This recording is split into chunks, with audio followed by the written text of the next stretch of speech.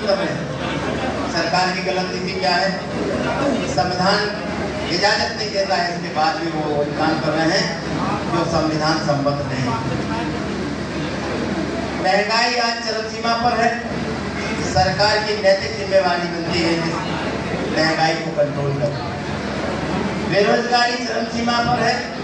सरकार की नैतिक जिम्मेवारी बनती है कि हर एक नौजवान को जो शिक्षित बेरोजगार घूम रहा है उसे नौकरी मिले। सरकार की नैतिक जिम्मेवारी है किसी के साथ भी हो, छोटा हो बड़ा हो, हिंदू हो मुस्लिम हो, सिख हो ईसाई हो, किसी के भी साथ अन्याय होता है, महिला हो पुरुष हो, किसी के साथ भी अन्याय होता है, ये सरकार की नैतिक जिम्मेवारी बनती है तो उसका हमदर्दी के साथ विरोध करने के लिए तैयार हो और उसको जेल भेजा जाए जो अन्याय अत्याचार करता देखा जाए। लेकिन ये सरकार ये सब नहीं कर रही। देखा होगा आपने उन बहनों का जो देश के लिए बहुत मेहनत करके खून पसीना बहा करके देश की इज्जत बनाने के लिए बचाने के लिए ओलंपिक खेलों में स्वर्ण पदक और कांस्य पदक जीत गया। उनके साथ हुए अन्याय अत्याचार की जब बात आती है तो सरकार का एक विधायक सांसद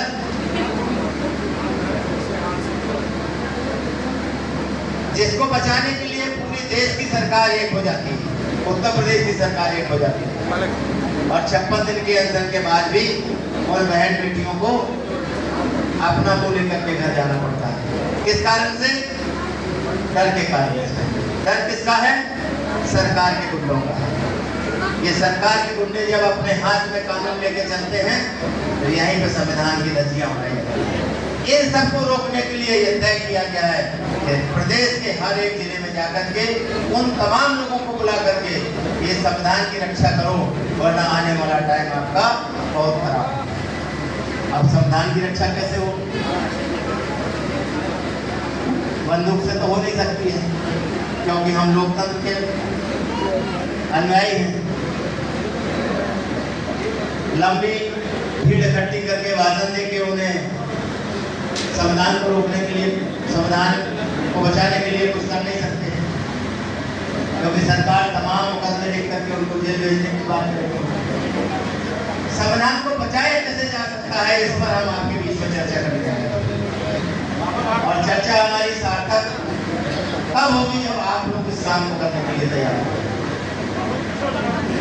कैसे संविधान बचेगा इसका एक तरीका हमने खोजा है। अगर उस तरीके को आप अपना करके आगे बढ़ते हैं तो निश्चित संविधान बचेगा, लोकतंत्र बचेगा और इंडिया जीतेगा। तो तरीका क्या है? आने वाले लोकसभा के चुनाव तो हो रहे हैं, चुनाव तय है, अप्रैल में होगा कि मई में होगा, चुनाव तय है। जैसे ही चुनाव की तारीख घोषित होगी हमारे यहाँ बहुत बढ़ जाएगी। इसलिए इससे पहले हम हर एक जनपद में जाकर के और तमाम जाबाज साथियों को खोजना चाहते हैं जो हमारी लाइन पर, हमारी बात पर, हमारे बताए हुए रास्ते पर चलने को तैयार हो जाए। हम ईमानदारी के साथ संविधान को भी बचाएंगे, लोकतंत्र को भी बचा लेंगे और इंडिया को भी जिता लेंगे। ये हम लेकर के आपके बीच में आए। जितनी जिम्मेवारी राइट में बैठे पुरुषों की है उतनी ही जिम्मेवारी लेफ्ट में बैठे बहनों की भी, क्योंकि हम दोनों मिलकर के एक गाड़ी के दो पहिए।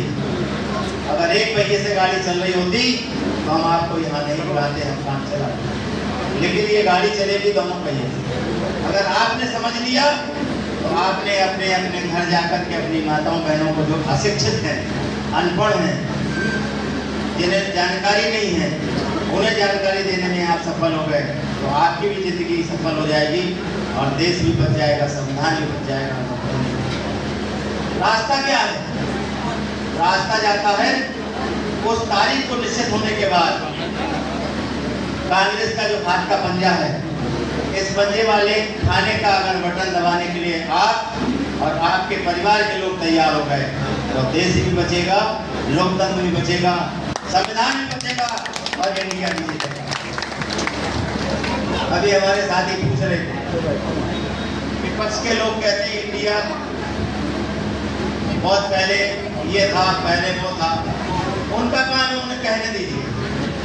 जो आज वो कह रहे हैं वो कल भी कह रहे थे, जब कांग्रेस और राष्ट्रपिता महात्मा गांधी और उनकी फौज जब अंग्रेजों से लड़ रही थी देश को आजाद कराने के लिए, एक आरएसएस का संगठन था जिसकी आज देश में सरकार है। ये उस समय भी यही कर रहे थे और अंग्रेजों के पीछे पीछे घूम रहे थे। आज वो किसी तरीके से सरकार में है, तो आरएसएस के लोग तरह तरह की बातें जो कर रहे हैं, ये उन बातों पर हमें ध्यान नहीं देना। हमें ध्यान देना है आने वाले 24 की मतदान की तारीख पर। और इससे पहले आपको छोटी छोटी बातों में नहीं उलझना, छोटी छोटी बातों में नहीं उलझना है। आपको एक मन बनाना है कि हमें इंडिया को जिताना है। अगर इंडिया जीतेगा तो संविधान और लोकतंत्र और देश सब कुछ बच जाएगा। जब सब बच जाएगा तो हम और आप भी बच जाएंगे। वरना जो हाल आज मणिपुर का है, हमें नहीं लगता है कि वो दिन दूर होगा। ऐसा ही चलता रहा, ना हम 24 में इंडिया को बचा पाए, ना हम देश को बचा पाए, तो आने वाले 24 के बाद देश का क्या हाल होगा, एक कयास लगाया जा सकता है मणिपुर से। मणिपुर का जो वीडियो देख ले रहा है उसकी रूह कांप जाती है और उसको गुस्से में क्या क्या बोलता है वो उसे खुद पता नहीं रहता। इसलिए साथियों, जो आने वाला 24 की तारीख होगी, जिस दिन आपको मतदान करना होगा, उससे पहले बहुत सारे काम करने होंगे। देखा होगा, मैं बहुत व्यवहारिक बात कर रहा हूँ। घर में जब शादी होती है, शादी की तारीख 6 महीने पहले तय हो जाती है और जब 6 महीने पहले तारीख तय हो जाती है तो लगातार किसी दिन घर के माँ बाप, घर के जो मुखिया हैं, वो एक ना एक किसी न किसी चीज़ को सजो कर रखते हैं आने वाले दिन की तैयारी के लिए। ये व्यवहारिक बात मैं इसलिए कर रहा हूँ कि जो हमारी माता बहनें बैठी हैं, ये उनका काम है, किया है और इसको हमने भी बहुत नज़दीक से देखा। इसी तरीके से आने वाली तारीख जो निश्चित हो जाएगी, उससे पहले आपको बहुत सारे काम करने होंगे। बहुत सारे काम कौन से हैं?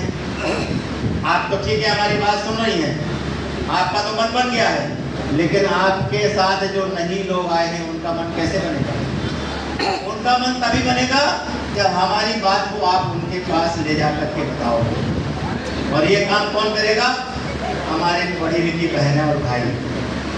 जब ये काम वो करेंगे तो निश्चित हमारी जो इच्छा है, देश में जिसकी जरूरत है, देश जिस चीज को चाहता है, आप लोग भी जानते हैं। देश क्या चाहता है? देश के लोग क्या चाहते हैं? देश के लोग चाहते हैं इंडिया जीते और देश के जननायक राहुल गांधी जी इस देश की बागडोर संभालें।